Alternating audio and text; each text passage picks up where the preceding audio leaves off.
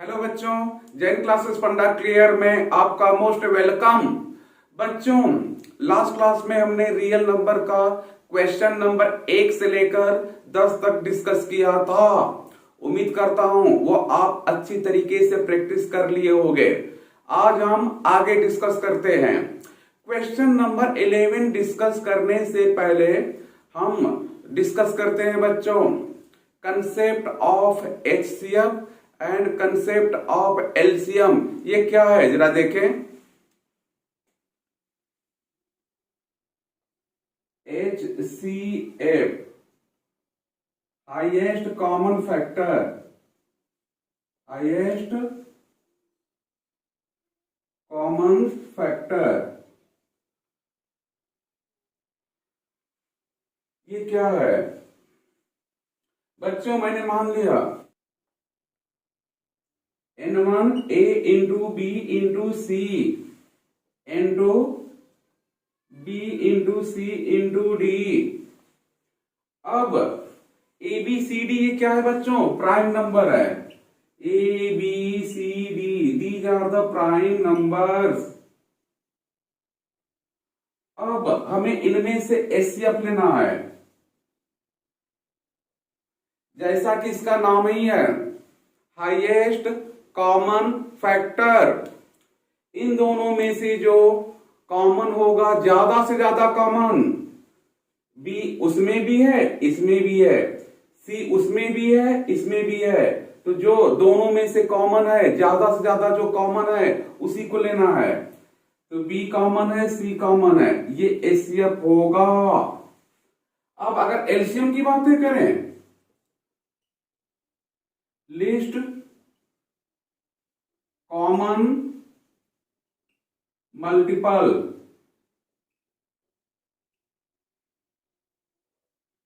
अगर एलसीएम की बातें करें बच्चों तो लिस्ट कॉमन मल्टीपल, एलसीएम दोनों में से जो कॉमन है पहले वो नंबर लिए जाते हैं। बी दोनों में है, सी दोनों में है, फिर दोनों में से कॉमन लेने के बाद जो दोनों में नंबर बचेंगे कॉमन लेने के बाद उसको नोट किया जाता है। ए फिर डी। तो आप इसे ठीक से समझ जाओ। यहां तक का फंडा क्लियर। बच्चों, क्वेश्चन नंबर 11 है find HCF and LCM if. हमें एचसीएफ और एलसीएम बताना है। ए में इनके लिए भी, बी में इनके लिए भी। देखते हैं बच्चों,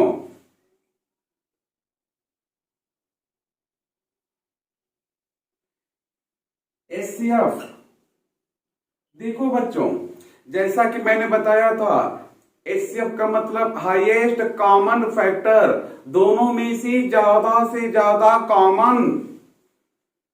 इसमें 2 है मगर इसमें 2 नहीं है, उसमें 3 है इसमें भी 3 है, तो 3 मल्टीप्लाई बाई, उसमें 5 है इसमें भी 5 है, तो जो कॉमन है सिर्फ उसी को लेंगे। आंसर एलसीएम में, एलसीएम का मतलब लिस्ट कॉमन मल्टीपल, जो कॉमन है वो भी लेना है, कॉमन लेने के बाद जो दोनों नंबर में बचेंगे उन्हें भी सिलेक्ट करना है। तो पहले कॉमन वाला लो, 3 फिर 5, फिर कॉमन लेने के बाद इसमें 2 बचेगा और इसमें 7 बचेगा, 2 और 7 मल्टीप्लाई कर दो, 3 5 15, 15 दूनी के 30, फिर 3 7 21, 210 आंसर। अब इसके बाद बी, इनके लिए देखा जाए हाईएस्ट कॉमन फैक्टर, दोनों में से कॉमन, इसमें 2 4 बार है इसमें 2 सिर्फ 2 बार है, तो इन दोनों में से कॉमन 2 बार लिया जाएगा,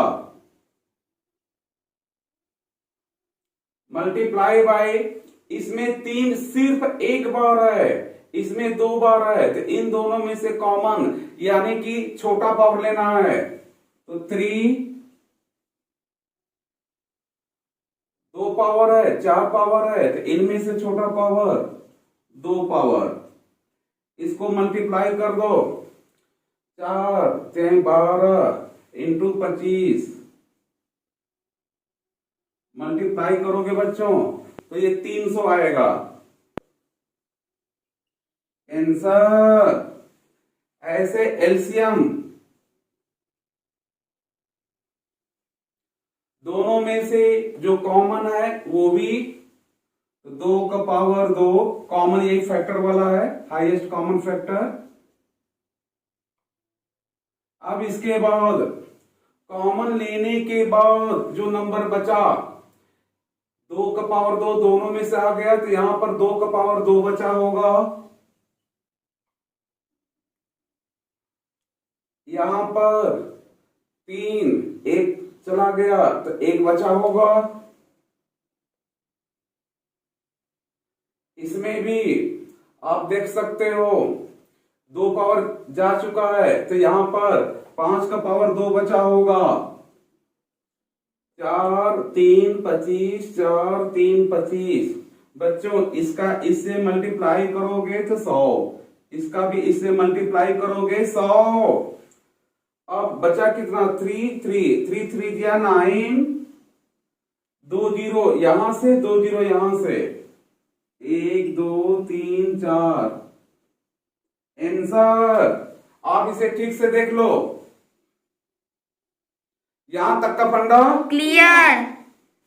बच्चों क्वेश्चन नंबर 12 में है find HCF of this and this. इन तीनों नंबर का एचसीएफ लेनी है।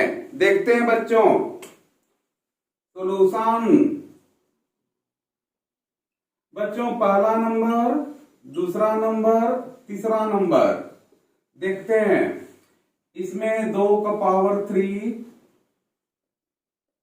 5, इसमें बच्चों 3 raise to power 3 and 5 raise to power 2, इसमें है 2 raise to power 4 3 5 raise to power 3 into 7। HCF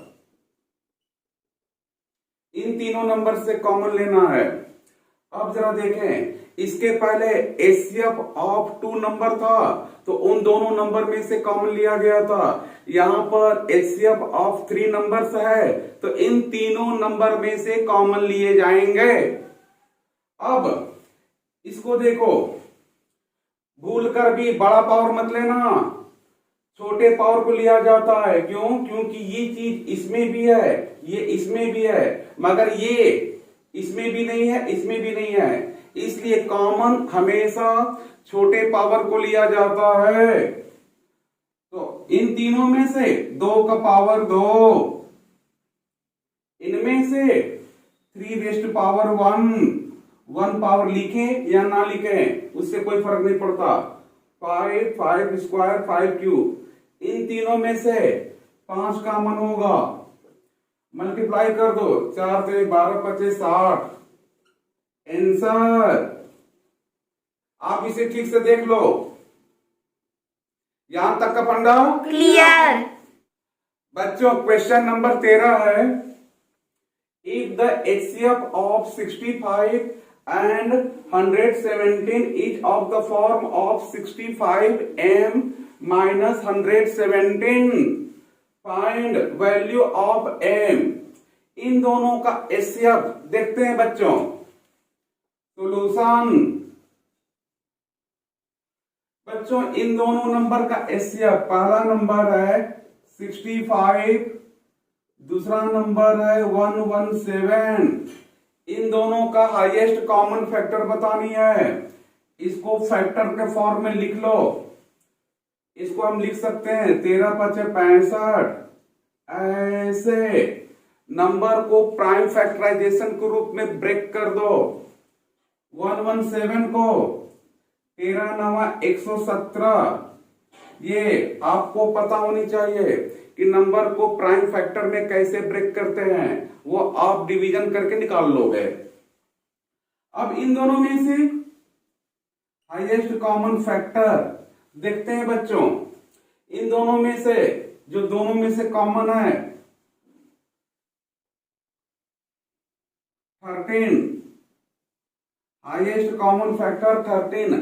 हमसे एचसीएफ पूछता तो ये आंसर हो जाता। अब बोला है एचसीएफ इस फॉर्म में है तो 65 m माइनस 117 इक्वल टू 13।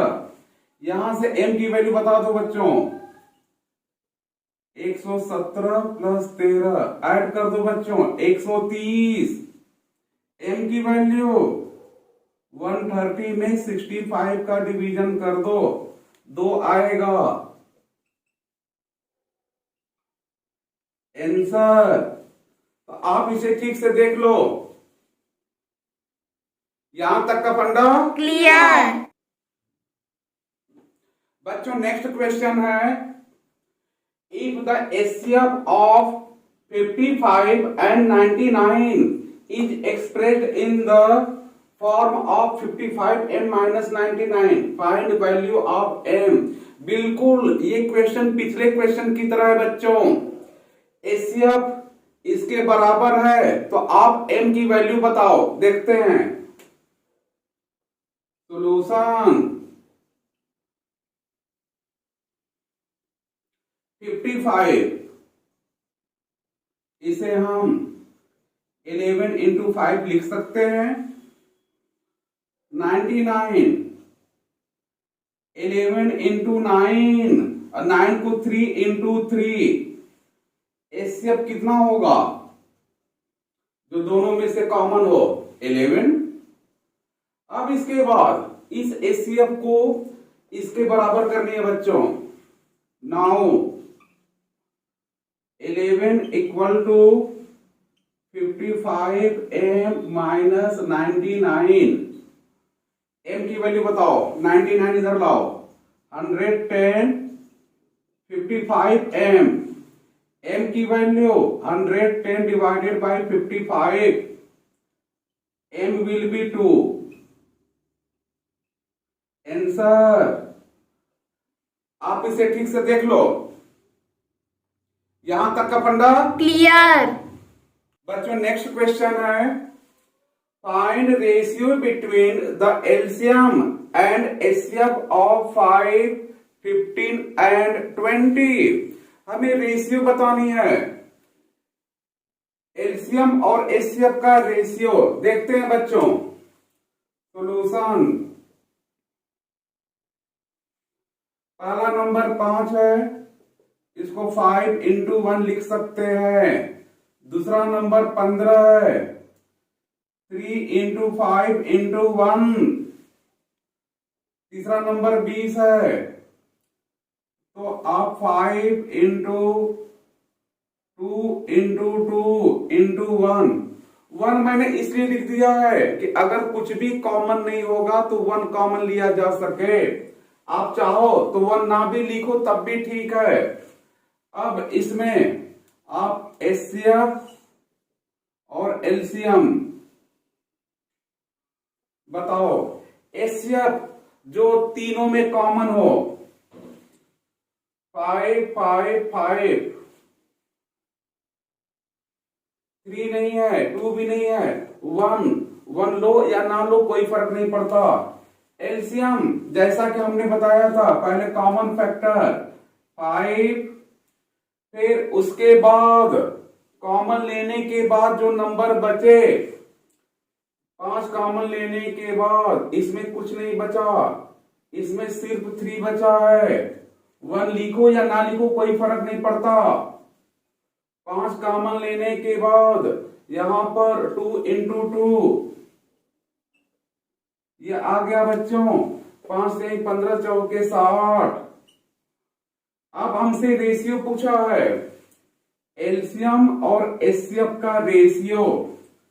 तो एलसीएम एचसीएफ, एलसीएम की वैल्यू 60 और एचसीएफ की वैल्यू 5। रेशियो 12:1। आंसर। आप इसे ठीक से देख लो। यहां तक का फंडा क्लियर।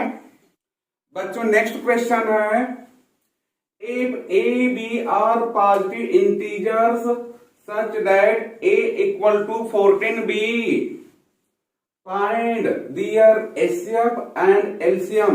देखते हैं बच्चों सॉल्यूशन। देखो बच्चों, बोला गया है पहला नंबर दूसरे नंबर का 14 टाइम्स है। जितनी वैल्यू b की होगी उसका 14 टाइम्स वैल्यू a का होगा। Let b equal to m, तो a इक्वल टू कितना होगा बच्चों 14m। इसे आप m इंटू 1, इसे आप लिख सकते हो m इंटू 2 इंटू 7 इंटू 1, इस तरह से। अब इन दोनों में से देखते हैं HCF क्या होगा। HCF जैसा कि आपको मालूम है इन दोनों में से ज्यादा common, highest common m multiply by 1 लिखो या ना लिखो कोई फर्क नहीं पड़ता। अब m की वैल्यू, क्योंकि m तो हमने एज्यूम किया था, m की वैल्यू b है या a है, तो आप देखोगे m की वैल्यू b है, b होगा, तो HCF b आ गया। याद रखना उसने a और b टर्म यूज किया है, तो आप भी आंसर a और b के टर्म में ही दोगे। तो आपने देखा HCF इन दोनों का m आया था और m b के इक्वल है, तो आंसर b होगा आंसर। अब एलसीएम की बात है, एलसीएम जो कॉमन है वो भी, तो इन दोनों में से कॉमन m मल्टीप्लाई बाय जो कॉमन नहीं है वो भी, तो 2 इंटू 7, 2 इंटू 7, 1 चाहो तो लिख लो ना चाहो तो ना लिखो, कोई फर्क नहीं पड़ता, मैंने लिख दिया। अब एलसीएम की वैल्यू आ गई बच्चों 2 7 जा 14m। अब ये देखो 14m किसके बराबर है, a के इक्वल है या b के इक्वल है, तो आप देख सकते हो ये a के इक्वल है, तो LCM will B a answer. इसे आप ठीक से देख लो। यहां तक का फंडा क्लियर। बच्चों नेक्स्ट क्वेश्चन है, find largest number that divides each of 1152 and 1664। इन दोनों नंबर को डिवाइड करने वाला बड़ा से बड़ा नंबर बतानी है। लार्जेस्ट नंबर जो दोनों को डिवाइड करे, मीन्स HCF बतानी है बच्चों। देखते हैं सॉल्यूशन। देखो पहला नंबर है 1152, दूसरा नंबर है 1664। इसको फैक्टराइज करके लिखना है, ये बड़ा नंबर है। देखते हैं इसको फैक्टराइज कैसे करें। 1152 पहले 2 से ट्राई करो क्योंकि ये इवन नंबर है। 2 5 10, 2 7 14, 1 2 6 12, फिर 2 से 2 दूनी के 4, 2 8 16, 2 8 16, फिर 2 से 1 4 4, फिर 2 से 7 2, फिर 2 से 36, फिर 2 से 18, 2 से 9, फिर 3 से, इस तरह से आप देख सकते हो 1 2 3 4 5 6 7, 7 बार आया है 2, और 3 कितनी बार आया है 2 बार। ऐसे लिखोगे बच्चों। अब इसका देखें 1664, लाइन खींच लेते हैं। इवन नंबर है, 2 से कोशिश करो। 2 8 16, 3 2 4, 1 6, फिर 2 से 2 संभल कर, यहां पर डिवीजन नहीं होगा, पहले 0 बढ़ा लेना। अब इसके बाद 104, फिर 2 से 2 पांचे 10, 2 दूनी के 4, 2 से 26, फिर 2 से 13 बार में, ये एक बार में। इसे काउंट कर लो, 1 2 3 4 5 6 7, 2 का पावर 7 इंटू 13, इन दोनों में से कॉमन, तो आप देख सकते हो इन दोनों में से कॉमन 2 का पावर 7, 2 का पावर 7 कितना होगा बच्चों? 7 बार मल्टीप्लाई कर लो, 2 4 8 16 32 64 128, 128 आंसर। आप इसे ठीक से समझ लो, यहां तक का फंडा क्लियर। बच्चों नेक्स्ट क्वेश्चन में है, find largest number that divides 245 and 1029 leaving remainder 5 in each case. वह बड़ा से बड़ा नंबर बतानी है जिससे इसमें और इसमें डिवीजन करें तो दोनों केस में 5 रिमाइंडर आए। देखते हैं बच्चों, देखो डिवीजन करने पर 5 रिमाइंडर आए, इसका मतलब ये हुआ कि 240 कट जाना चाहिए। जब 240 कटेगा तो 5 एक्स्ट्रा रहेगा, तो 5 रिमाइंडर। इसमें 1029 है, 1029, इसमें भी 1024 कट जाना चाहिए, फिर 5 एक्स्ट्रा बचेगा तो वो रिमाइंडर में आ जाएगा। तो अब यहां पर बच्चों 245 माइनस 5 240, 1029 माइनस 5 1024। अब सच में कहो तो आपको बड़ा से बड़ा नंबर पता करनी है जो इन दोनों को काट सके, इन दोनों को डिवाइड कर सके। देखते हैं बच्चों, अब इन दोनों का एचसीएफ बतानी है हमें। अब 240 को आप कैसे लिखोगे? प्राइम फैक्टराइजेशन कर लो। 240, 2 से डिवीजन 120, फिर 2 से 60, 30, 15, 3 से 5 बार में ये कट गया, तो कितना आ गया? 2 का पावर 4, फिर 3 इंटू 5, ऐसे ही 1024। बच्चों 1024 2 के पावर में आता है, आप इसे याद रखना। 2 4 8 16 32 64 128 256 512 1024, 2 का पावर 10 1024 होता है। तो आप इसे डायरेक्ट याद रखो, 2 का पावर 1, 2 का पावर 2, कम से कम 2 का पावर 10 तक आप याद रखो। अब इसे हम 2 का पावर 10 लिख सकते हैं। अब इन दोनों का एचसीएफ क्या होगा बच्चों? देखते हैं। जैसा कि मालूम है इन दोनों में से कॉमन लेनी है, तो 2 का पावर 4, ये होगा 16।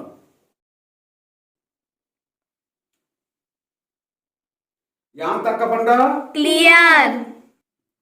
बच्चों अब एक नेक्स्ट कंसेप्ट है, N1 into N2 equal to HCF into LCM. ये क्या है देखें,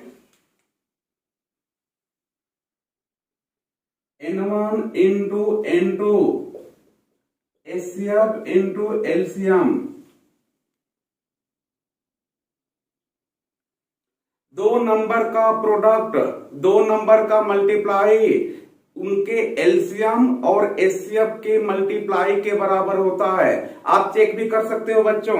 देखते हैं, इफ N1 इक्वल टू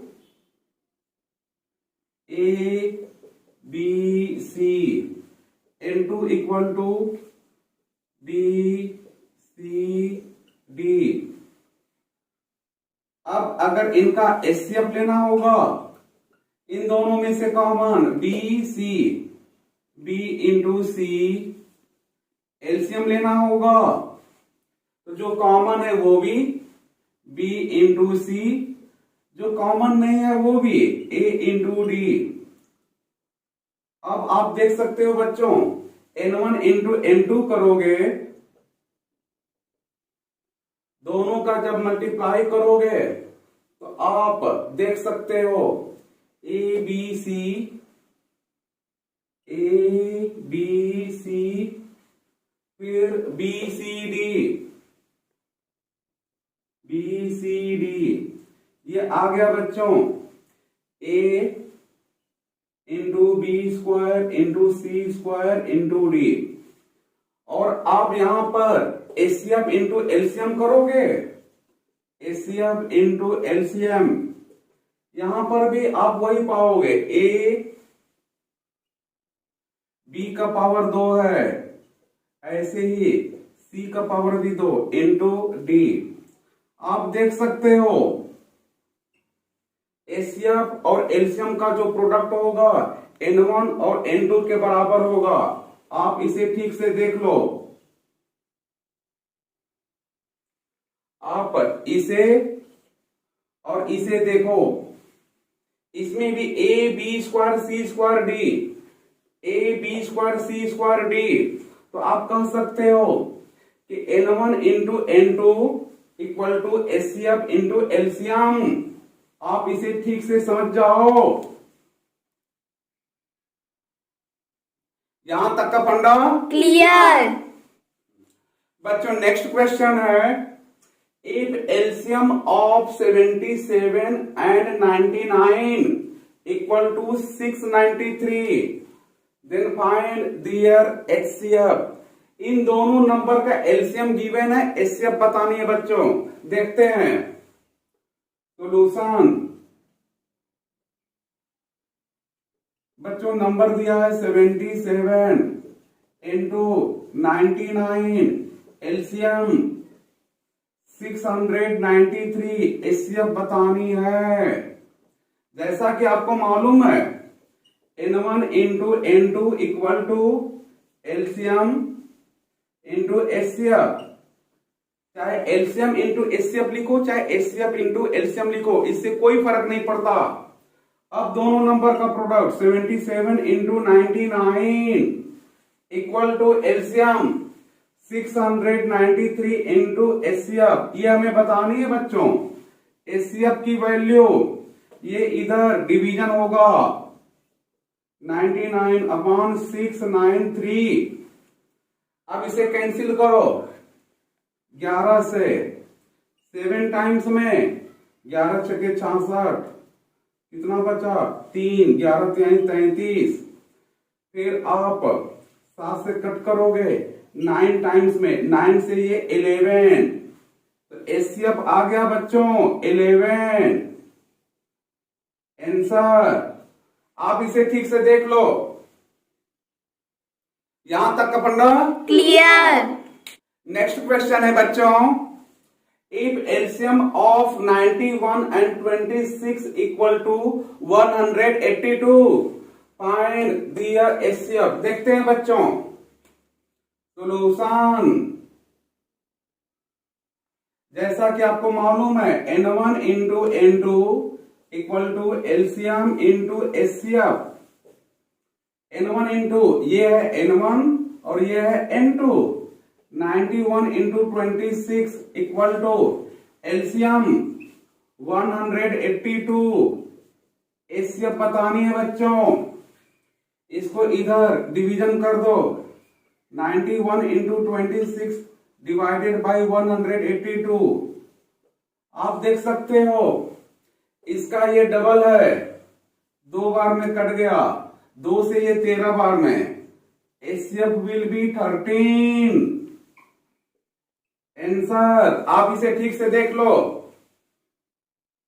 यहां तक का फंडा क्लियर।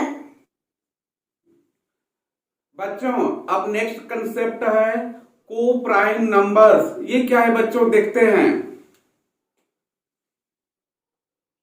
को प्राइम नंबर्स, बच्चों ऐसे दो नंबर जिनका कॉमन फैक्टर सिर्फ 1 रहे, उन दोनों नंबर को हम बोलेंगे को प्राइम नंबर्स। देखते हैं बच्चों, अगर if A and B are coprime number, तो ए और बी में कॉमन फैक्टर सिर्फ 1 होगा, 1 के अलावा कुछ भी कॉमन नहीं होगा। तो ए को बी को आप देखोगे तो only 1 will be common factor, then HCF कितना होगा बच्चों, सिर्फ 1।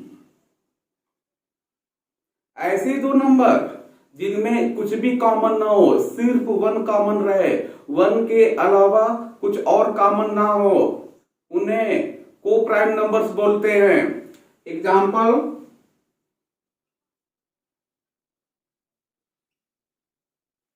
जैसे 3 और 5, इनमें कुछ भी कॉमन नहीं है 1 के अलावा। 5, 7, इनमें भी कुछ भी कॉमन नहीं है। 7, 9, 12, 17, ये सब के सब को प्राइम नंबर्स हैं। को प्राइम नंबर्स जितने भी होते हैं सिर्फ 1 कॉमन फैक्टर होगा। कहने का मतलब ये दोनों नंबर एक साथ किसी दूसरे नंबर से डिवाइड नहीं होंगे, सिर्फ 1 से डिवाइड होगा। चेक कर लो, 3, 5 किसी एक सिंगल नंबर से नहीं कटेंगे, 1 से कट सकता है, 1 से 3 भी कटेगा, 1 से 5, 1 से 5, 1 से 7, 1 से, ऐसे आप देख सकते हो कोई नंबर इन दोनों नंबर को नहीं काट सकता, सिर्फ 1 ही काट सकता है। अब मान लो 4 है और ये मान लो 18 है, देखो इसी को प्राइम नंबर नहीं बोलेंगे, क्यों? क्योंकि 4 और 18 इनमें से 2 कॉमन आ सकता है। आप कह सकते हो कि इन दोनों नंबर को काटा जा सकता है 2 से, जो कॉमन फैक्टर होगा उससे काटा जा सकता है। तो आप देख सकते हो क्या ये को प्राइम नंबर होंगे? नहीं, ये आपका को प्राइम नंबर है, ये भी को प्राइम नंबर है, ये भी को प्राइम नंबर है और ये भी को प्राइम नंबर है। तो आप इसे ठीक से देख लो, यहां तक का फंडा क्लियर।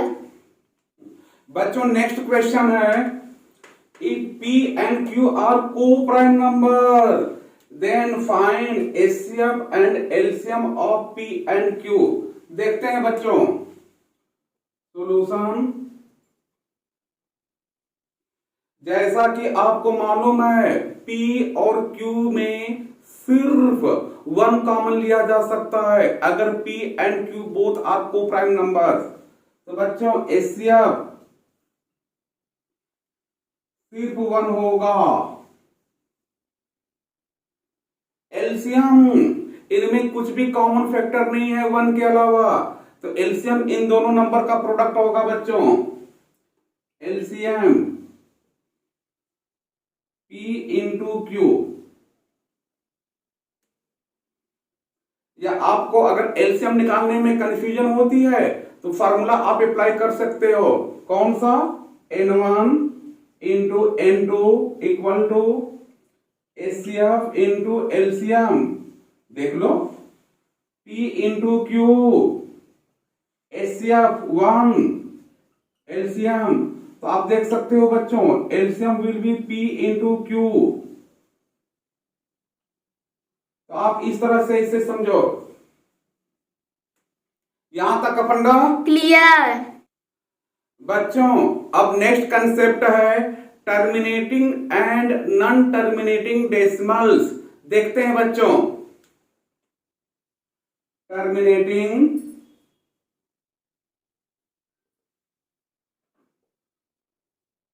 एंड नॉन टर्मिनेटिंग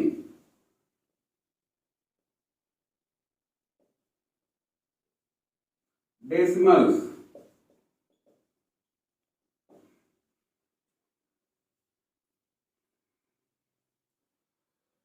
देखते हैं बच्चों, if fraction P upon Q है बच्चों, जहां पर Q 0 नहीं हो सकता, तो ये टर्मिनेटिंग कब होगा? टर्मिनेटिंग के लिए कंडीशन ये है बच्चों कि इसका डिनोमिनेटर Q ये जो होना चाहिए ओनली 2 and 5, सिर्फ 2 का फैक्टर होनी चाहिए और 5 का फैक्टर होनी चाहिए। 2 एक बार, 2 बार, 3 बार, 4 बार, कई बार आ सकता है। 5 भी कई बार, तो 2 कई बार आ सकता है, तो 2 का पावर m लिख दो। 5 भी कई बार आ सकता है, ये कोई जरूरी नहीं कि जितनी बार 2 आए उतनी बार ही 5 आए, तो ये अपने हिसाब से n टाइम्स आएगा। अगर ऐसा है किसी भी फ्रैक्शन का डिनोमिनेटर अगर 2 raise to power 5 and 5 raise to power n के फैक्टर में है, तब तो वह टर्मिनेटिंग होगा, otherwise not terminating, non terminating होगा बच्चों। अब डिनोमिनेटर चेक करने से पहले ये जरूरी है कि P अपॉन Q को पहले सिंप्लीफाई कर लेना। कभी कभी ऐसा होता है कि ये नॉन टर्मिनेटिंग होता है और आप विदाउट सिंप्लीफिकेशन आप इस फॉर्मूले को अप्लाई करते हो और गलत कर जाते हो। तो याद रखना, ये P अपॉन Q सबसे पहले सिंप्लीफाई कर लेना। कहने का मतलब ये है कि वो जब कट सकते हैं तो पहले काट लेना, यानी कि P और Q को प्राइम नंबर होनी चाहिए। P एंड Q को प्राइम नंबर, ऐसे। अब जरा देखते हैं बच्चों, तो आप इसे ठीक से देख लो। अगर इसके अलावा कोई और टर्म आ जाता है 7, 3 इस तरह से, तो वह नॉन टर्मिनेटिंग होगा। अदरवाइज नॉन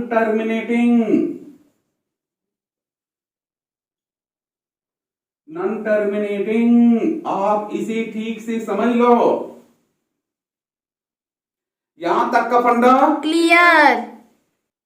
बच्चों, नेक्स्ट क्वेश्चन है discuss terminating and non terminating. इसका मतलब यह है कि इन फ्रैक्शन को सॉल्व करने के बाद जो डेसिमल आएगा वह टर्मिनेटिंग डेसिमल होगा या नॉन टर्मिनेटिंग होगा। देखते हैं बच्चों सॉल्यूशन।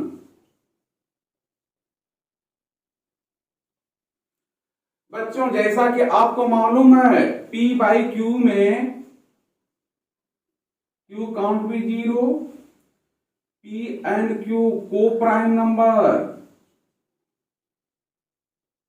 Q सिर्फ 2 और 5 का टर्म आना चाहिए।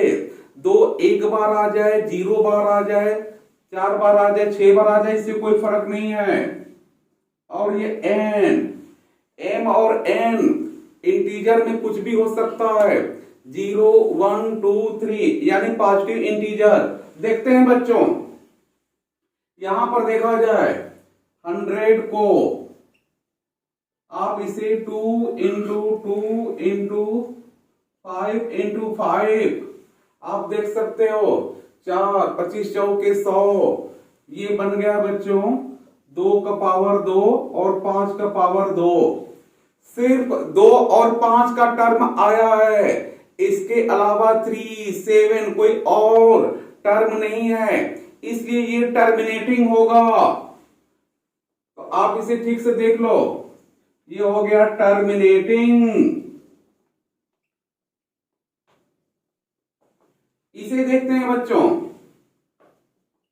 आप पहले इसे देखो, क्या ये सिंप्लीफाई हो सकता है? नहीं, ये सिंप्लीफाइड फॉर्म में है।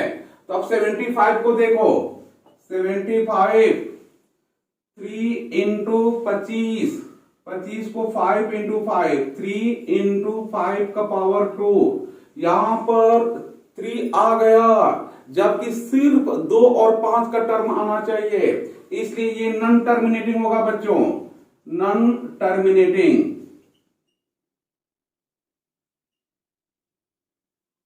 इसको देखते हैं, पहले इसको सिंप्लीफाई कर लो बच्चों। 1/10, 10 को हमने फैक्टर में लिख दिया 2 इंटू 5, ये बन गया टर्मिनेटिंग, टर्मिनेटिंग। अब अगर आप इसको सिंप्लीफाई किए बिना फैक्टर करोगे तो 7 इंटू 2 इंटू 5, आप 7 की वजह से नॉन टर्मिनेटिंग बोल दोगे और वो गलत हो जाएगा। तो ये जरूरी है, जो भी फ्रैक्शन दिया जाएगा सबसे पहले उसे सिंप्लीफाई कर लेना। ये इसमें बच्चों ये सिर्फ 5 है, आप चाहो तो इसको 2⁻0, 5⁻1 लिख सकते हो। 2 और 5 के अलावा कोई और टर्म नहीं आनी चाहिए। 2 अकेले आया है तब भी ठीक है, 5 अकेले आया है तब भी ठीक है, लेकिन इन 2 और 5 के अलावा 3, 7, 11, 13 इस तरह का कोई अदर फैक्टर नहीं होनी चाहिए। तो ये भी हो गया बच्चों टर्मिनेटिंग। इसमें बच्चों ध्यान से 81 3 का पावर 4, 3 का पावर 4 और 81 ये कैंसिल हो जाएंगे। आप देख सकते हो 3 का पावर 4, 3 3 9, 9 3 27, 27 3 81, ये दोनों इक्वल है, कट गए। तो अब ये सिर्फ 2 का पावर 3, 5 का पावर 3 है, तो ये टर्मिनेटिंग होगा, टर्मिनेटिंग। आप इसे ठीक से देख लो, यहां तक का फंडा क्लियर। बच्चों नेक्स्ट क्वेश्चन है, prove that √2 is an irrational number. इसे कैसे प्रूफ करेंगे, देखते हैं बच्चों। Solution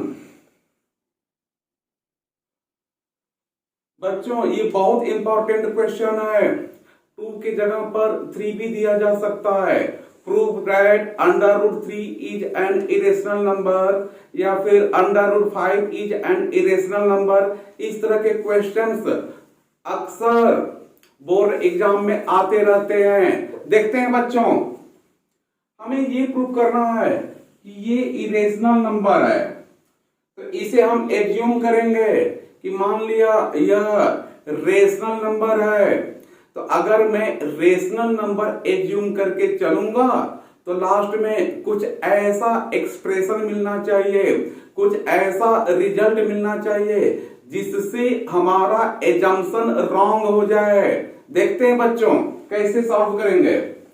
let √2 is a rational number, हमने मान लिया कि यह रेशनल नंबर है, तो रेशनल नंबर है तो फिर P/Q इक्वल टू √2 लिख सकते हैं। जैसा कि रेशनल नंबर का डिफिनीशन ही है कि जितने भी रेशनल नंबर होते हैं उसे P/Q के फॉर्म में लिखा जा सकता है। क्यों, ये 0 नहीं होनी चाहिए। अब P और Q ये सिंप्लीफाइड फॉर्म में है, यानी कि ये किसी और नंबर से नहीं कटेंगे, सिर्फ 1 से कटेंगे, कोई कॉमन फैक्टर 1 के अलावा नहीं है, यानी कि coprime number. P and Q are coprime number, P and Q are coprime numbers. अब जरा देखें बच्चों, अब ये रूट हटाने के लिए पहले स्क्वायर कर दो, squaring both sides, P square upon Q square equal to 2। P square की वैल्यू 2Q स्क्वायर। देखो बच्चों, P square is equal to 2 into Q square, इसका मतलब ये है कि P square is divisible by two. इस इधर टू को ला दूंगा तो P square upon two equal to Q square. कहने का मतलब इस एक्सप्रेशन से डायरेक्ट लिखा जा सकता है कि P square is divisible by to. इसका मतलब यह है बच्चों, P square is divisible by to. देखो P और Q को प्राइम नंबर है। अगर P स्क्वायर 2 से कट रहा है तो श्योर एंड सर्टेन P वो भी 2 से कटेगा। इसका मतलब यह है P is also divisible by to. अब अगर P 2 से कटेगा तो या तो एक बार में कटेगा, दो बार में, तीन बार में, चार बार में, हमने मान लिया m टाइम्स में कटेगा तो P इक्वल टू 2m लिखा जा सकता है, जहां पर m कोई भी इंटीजर हो सकता है। Let P equal to 2m। क्यों? क्योंकि P अगर 2 से कट रहा है तो P इक्वल टू 2m लिखा जा सकता है। m टाइम्स में कटा है। m क्या है बच्चों? इंटीजर। And integer. अब देखते हैं बच्चों, यहां पर P इक्वल टू 2m रख दिया जाए। आप इसे इक्वेशन 1 एज्यूम कर लो। Put in equation 1।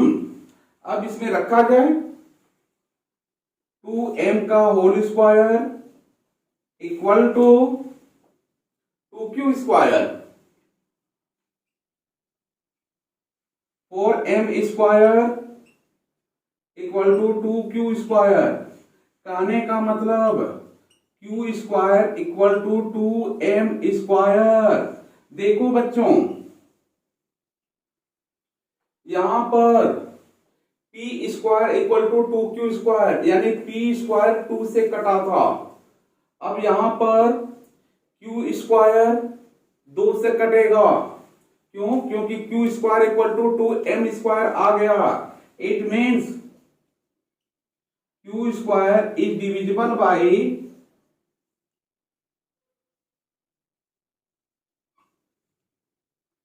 2। जब q स्क्वायर 2 से कटेगा तो q भी कटेगा। क्यों? क्योंकि p and q both are coprime numbers. इसका मतलब ये हुआ q is also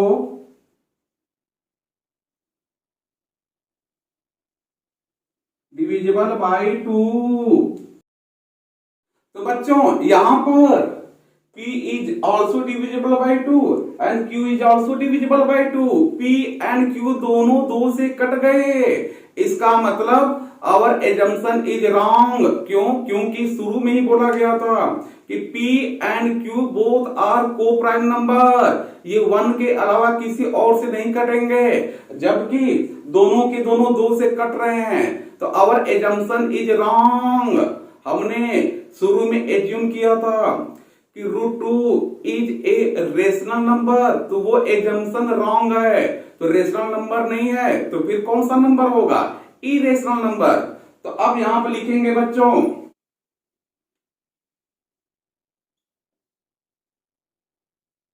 here P and Q both are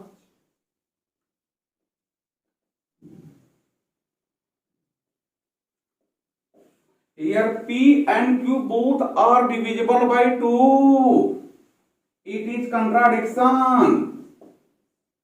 It is contradiction. It is contradiction as P and Q are co-prime number.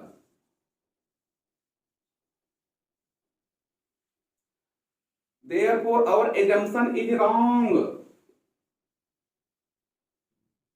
Therefore, our assumption is wrong.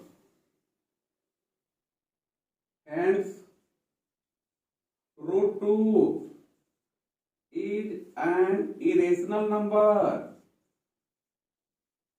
Irrational number proved.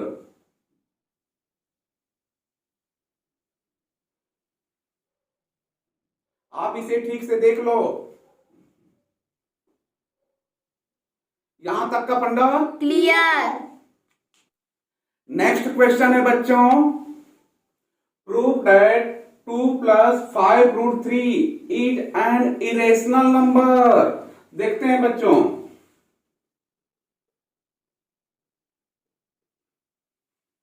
जैसा कि पिछले question की तरह इसको भी P upon Q यानी rational number assume करेंगे. Let 2 plus 5 root 3 is a rational number. Rational number, अगर ये रेशनल नंबर है तो P अपॉन Q के फॉर्म में इसे हम लिख सकते हैं, जहां पर Q 0 नहीं हो सकता. अब इसके बाद 2 को इधर भेज दो, P upon Q minus 2 5 root 3. इसको एलसीएम ले लो बच्चों, minus 2Q upon Q 5 root 3. अब इसे 5 को इधर भेज दो, तो P minus 2Q upon 5Q equal to root 3. बच्चों इस तरह के क्वेश्चन में आप डायरेक्ट यूज करेंगे कि रूट 2 रूट 3 रूट 5 ये इरेशनल नंबर है, इसे आप डायरेक्ट यूज कर सकते हो. अब देखो, ये तो पक्का मालूम है कि राइट साइड में रूट 3 है तो वह इरेशनल नंबर होगा. तो जब right hand side irrational number है तो ये रेशनल नहीं हो सकता. अगर राइट साइड इरेशनल है तो जब भी इरेशनल नंबर इक्वल होगा तो वह इरेशनल के ही इक्वल होगा, अपने आप के ही इक्वल होगा. और कोई भी रेशनल नंबर है तो रेशनल नंबर भी इक्वल होगा तो वो अपने आप के ही इक्वल हो सकता है. तो अगर उधर इरेशनल नंबर है तो इधर भी इरेशनल होनी चाहिए, लेकिन यहां पर कंट्राडिक्शन है. राइट हैंड साइड ये है इरेशनल और ये है बच्चों रेशनल. तो अब आप इसे ठीक से देख लो,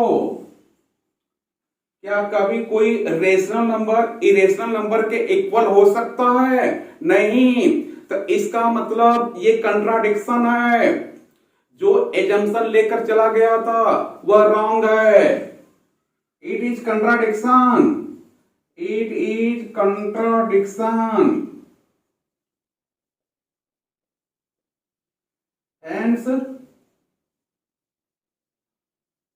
our assumption is wrong and 2 plus 5 root 3 will be an irrational number.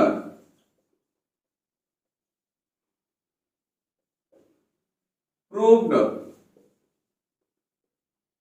आप इसे ठीक से देख लो, यहां तक का फंडा clear, तो बच्चों आज हमने क्वेश्चन नंबर 11 से क्वेश्चन नंबर 24 तक डिस्कस किया. आप रियल नंबर चैप्टर से 1 से लेकर 24 तक पूरा प्रैक्टिस कर लो, आपकी तैयारी बहुत अच्छी हो जाएगी. Okay, bye bye.